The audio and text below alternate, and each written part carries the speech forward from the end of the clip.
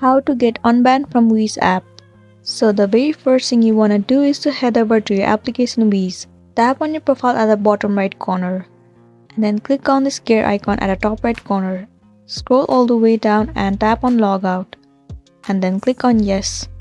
Once you have been logged out of your account, the next thing you want to do is to head over to your settings, move into apps, move into the application Wizz, and then click on storage and cache. Right here you need to clear the cache and the storage of this application. Once it has been cleared, now the next thing you want to do is to head over to your Play Store. In the search bar, search for VPN Proxy Master. Head over to this app.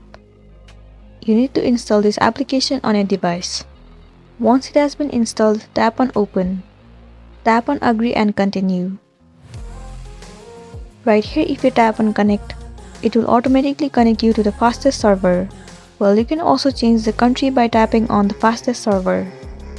Let me set the location to United Kingdom for now. And once you have been connected to the server, what you want to do is go back and head over to your application Wizz. Well, now you can log into your account and you'll be successfully unbanned from your application Wizz. So that's it, and this was a tutorial video on how to get unbanned from Wizz app.